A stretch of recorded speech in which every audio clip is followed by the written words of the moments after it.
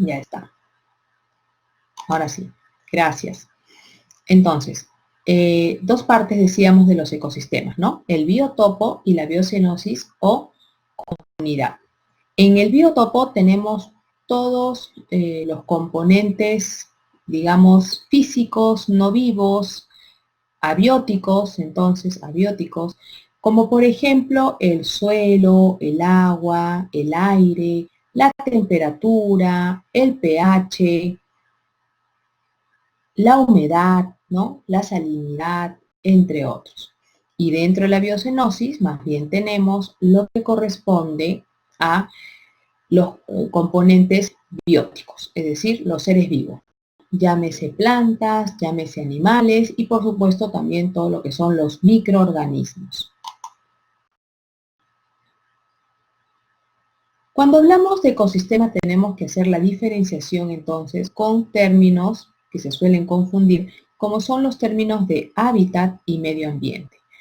Hablamos de hábitat cuando nos referimos al espacio físico que ocupa un individuo dentro de un ecosistema y al cual se encuentra, a cuyas condiciones, digamos, se encuentra adaptado, ¿no? Varias especies pueden compartir un mismo hábitat. Ahora, medio ambiente ya es un concepto mucho más amplio.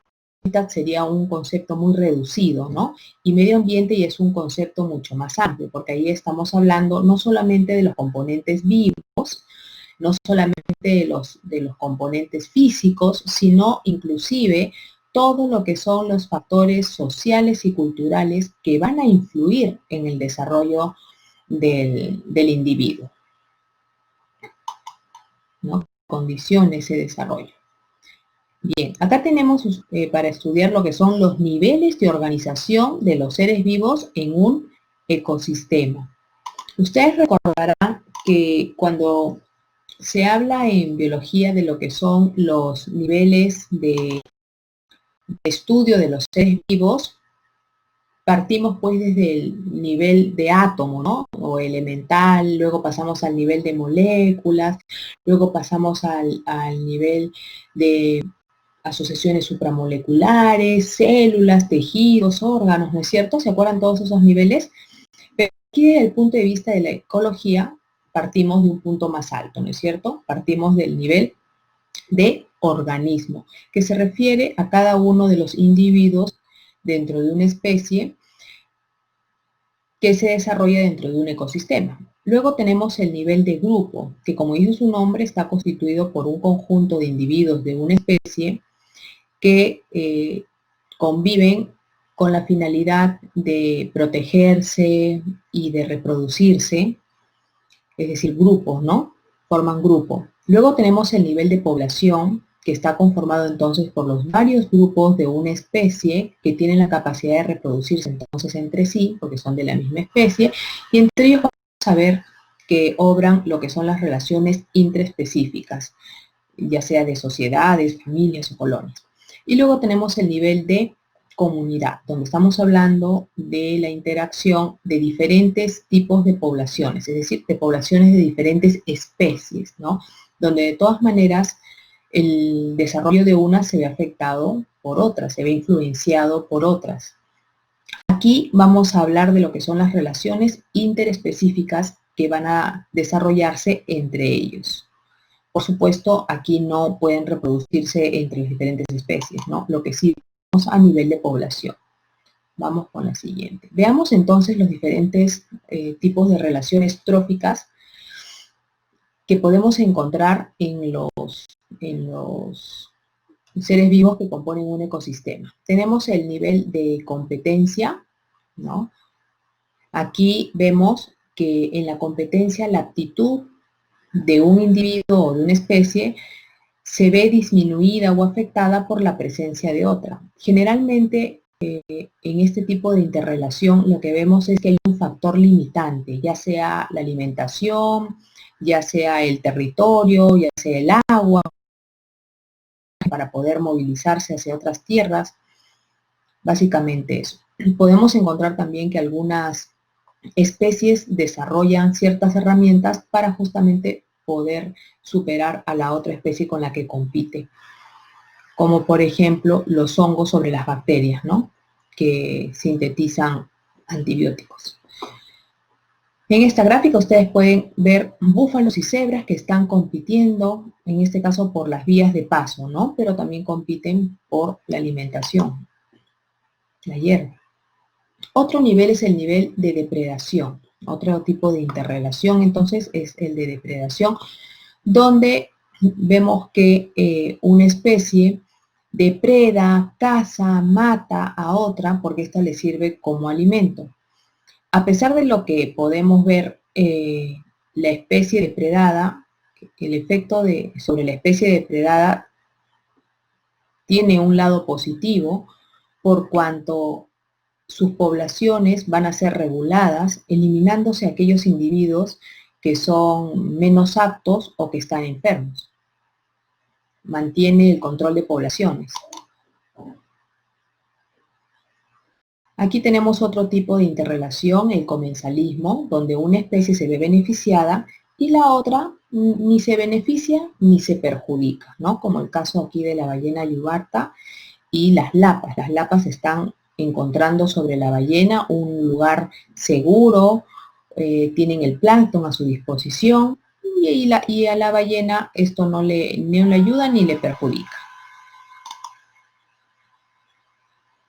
Otro tipo de relación es la relación del parasitismo. Este tipo de interrelación es una de las más exitosas entre los seres vivos. Es la más exitosa, ahorita retomamos, es la más exitosa entre los seres vivos, tal es así que se dice que una cuarta parte de los seres vivos tienen este tipo de relación. Efectivamente no es despreciable, ¿no? Aquí vemos que un organismo por lo general pequeño, entonces vive a costa de otro de mayor tamaño, causándole perjuicio. Los parásitos más evolucionados no matan inmediatamente a su huésped, es decir, a la especie sobre la cual viven, ¿no? Que puede ser interna o externamente, ¿no?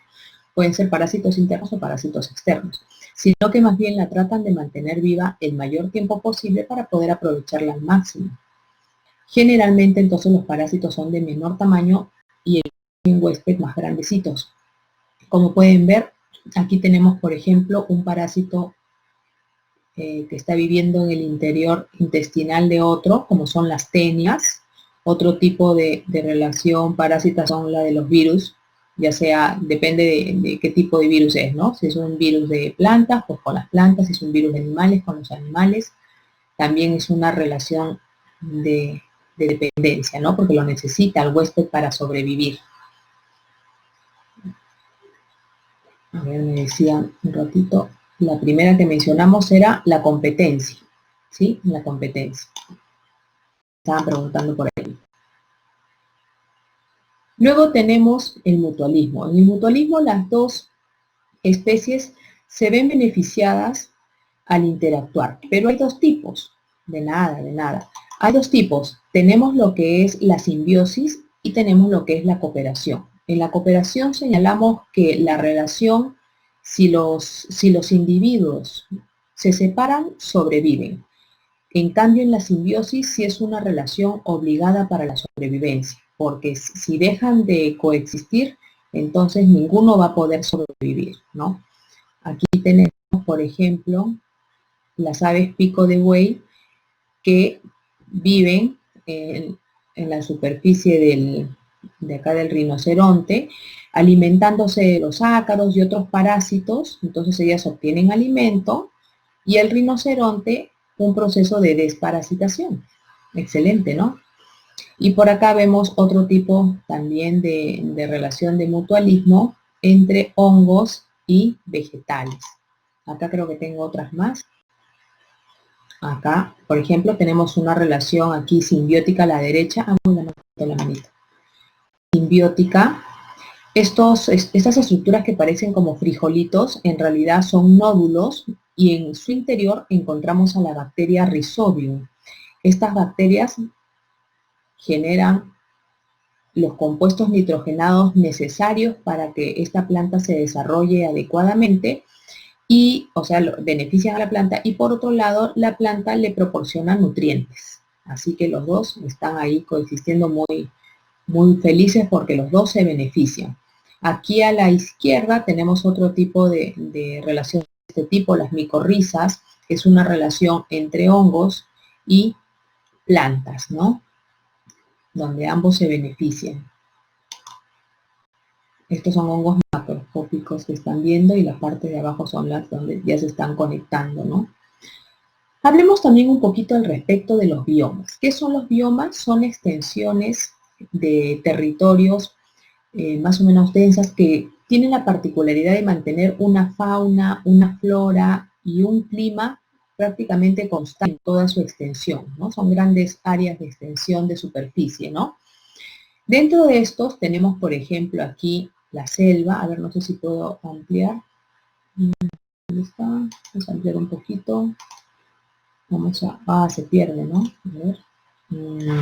Sí, bueno, aquí aunque sea esto, para que se vea más bonito. Vamos a dejar esto. Listo.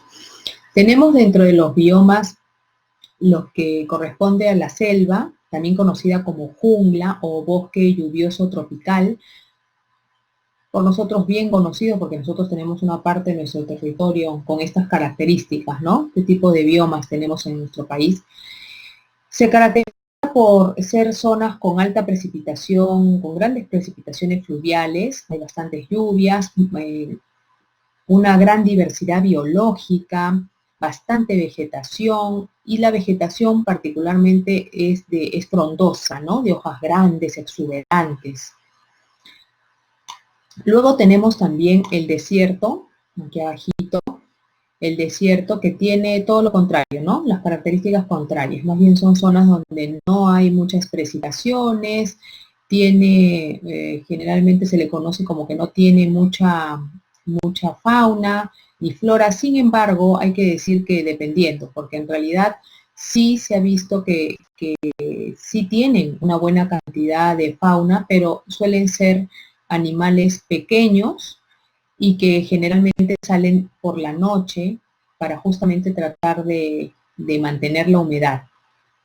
Y la vegetación es, ¿no? De tal manera que son vegetaciones que están adaptadas a retener humedad y a vivir así en medios donde no, muy calurosos, ¿no? Donde no hay mucha agua. Veamos otros tipos de biomas. Ay, creo que mejor voy a achicar, ¿no? Porque se corta la imagen ya. Ahí está. Las sabanas. Las sabanas, como la sabana africana, por ejemplo, ¿no? Se caracterizan por tener estratos arbóreo-arbustivos. En realidad, lo que es el dosel arbóreo, que tiene poca densidad, o sea, hay pocos árboles, o porque son árboles chicos, más bien, ¿no? Es más arbustivo.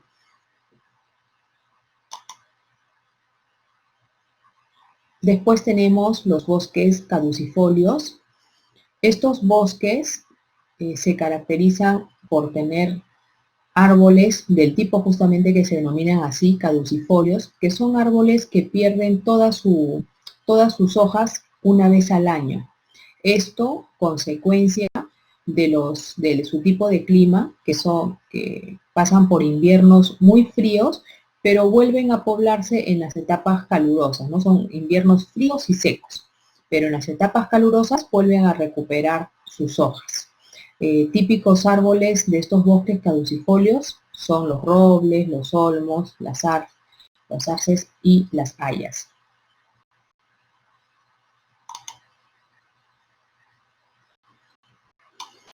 Después también tenemos al bosque mediterráneo.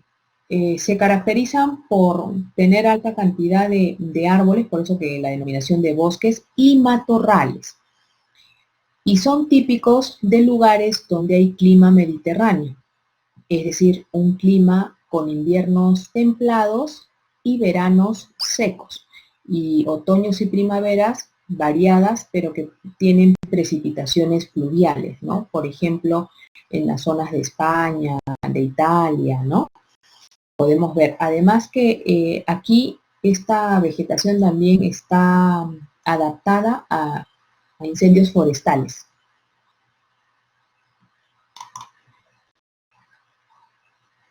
Veamos la siguiente. Otros tipos de biomas son las estepas, también conocidas como praderas templadas. Son grandes áreas de pastos y cultivo de planeta. Se caracterizan por ejemplo, los pastos son gramíneas, ¿no? Y, por ejemplo, encontramos un clima seco muy característico en las estepas y podemos verlos, por ejemplo, en Norteamérica, también podemos verlo en Australia, hay estepas en Asia también, muy característico, ¿no? Son áreas de cultivo principalmente. Después tenemos las taigas, que son los llamados bosques de coníferas. Las coníferas, dentro de ellos están los pinos, los abetos, ¿no? Estos también podemos encontrarlos en Norteamérica, son bosques frondosos, ¿no? Que tienen cualquier cantidad de árboles, como ven, de esta naturaleza, y podemos encontrarlos, por ejemplo, en Canadá, en Alaska. Y por último tenemos las tundras, que como pueden ver son biomas característicos de las zonas principalmente polares, no más cercas a los polos. No suelen tener árboles, sino más bien son llanuras sin árboles. La vegetación que podemos encontrar son de musgos y líquenes, podemos encontrar zonas pantanosas también, típicos de los polos de Rusia, Alaska, Canadá. Sigamos. Muy bien. Y ahora veamos lo que corresponden a los niveles tróficos. Que cuando estudiamos a los niveles tróficos, lo que estamos viendo es cómo se da el flujo de materia y energía entre los diferentes seres vivos de un ecosistema basados en lo que son su nutrición, ¿no? Entonces tenemos en primer lugar a los productores, o sea, los productores de su propio alimento. Quiere decir que aquí tenemos a los organismos sintéticos, ¿no? Por eso están las plantas y algunas bacterias, aquellas que sean bacterias fotosintéticas, porque como ya habíamos hablado en una clase anterior, solamente algunas tienen esto de albergar el pigmento de la clorofila, ¿no? Después tenemos a los consumidores, y a los consumidores los vamos a clasificar en primarios, los vamos a clasificar, sí, también, claro, las algas también. A los consumidores los vamos a clasificar en primarios, todo el organismo fotosintético está dentro de los productores. Tenemos entonces, decía, dentro de los consumidores a los primarios, secundarios, a los terciarios y a los saprófagos. Los primarios, aquellos que se alimentan de los productores. Quiere decir que fundamentalmente son herbívoros. Luego tenemos a los secundarios, que son los que se alimentan de los primarios. A estos también le llaman cadena alimenticia o cadena trófica, ¿no? Estos niveles tróficos que estamos detallando ahora, ¿no? Aquí encontramos a los carnívoros menores, digamos, y también a los omnívoros, es decir, no solamente los que se alimentan de animales, sino también de plantas a la vez, ¿no? Pueden tener la doble dieta. Los terciarios, que se alimentan de los secundarios, y aquí tenemos también carnívoros, pero a los conocidos superdepredadores, principalmente los felinos, ¿no? Que viven depredando. Y luego tenemos a los saprófagos, donde están los carroñeros, donde están los dentritívoros. Los carroñeros, como ustedes saben, son organismos que se encargan de alimentarse de las sobras de la caza de otro animal. Generalmente se alimentan de otros animales, pero que ya están en, diríamos, primeras etapas de descomposición, ¿no? Cuando recién han sido matados por otro animal. Después tenemos a los dentritívoros. Estos también se podría decir que tienen en común, ¿no? Que también se alimentan de materia orgánica en descomposición y también de sus deyecciones, como, es decir, de las heces, como en el caso de los coprófagos, ¿no? Después tenemos a los descomponedores, o saprófitos, dentro de los cuales están que también se encargan de convertir materia orgánica a inorgánica, es decir, se alimentan de restos de vegetales, de animales, pero que a diferencia de los anteriores, realizan principalmente una digestión extracelular y apoyada en fenómenos de ósmosis, ¿no? Entonces transforman lo orgánico en inorgánico, y aquí tenemos principalmente a bacterias y a hongos, mientras que en los detritívoros, por ejemplo, tendríamos a los gusanos de tierra, tendríamos a los milpies, tendríamos a las moscas que se alimentan de materia orgánica en descomposición, entre otros, ¿no? Bien, aquí les muestro un gráfico entonces de esta cadena alimenticia, de esta cadena trófica. Están los productores, los consumidores primarios, secundarios, terciarios, señalados, y los descomponedores, ¿no? Todos ellos producen material para los descomponedores en realidad. Porque acuérdense que hemos dicho que los descomponedores utilizan productos vegetales, o sea, descomponen tanto productos vegetales como animales. En el caso de los productores, me interesa entonces destacar la importancia de esta primera línea, porque ellos son los que realizan el proceso de fotosíntesis, que como se dan cuenta, en realidad afecta a todos los demás miembros de las siguientes cadenas, ¿no? Porque todo es una secuencia. Utilizan la energía solar para poder formar o transformarla, digamos, en energía química, porque los productores, mediante la fotosíntesis, sintetizan también sus glúcidos, sintetizan sus proteínas, sintetizan sus lípidos, sus ácidos nucleicos, ¿no? Entonces, lo que estamos viendo es conversión, transformación de energía solar o lumínica, que también se le llama, en energía química, al referirnos a la energía almacenada en los enlaces químicos cuando ya forman sus moléculas energéticas, ¿no?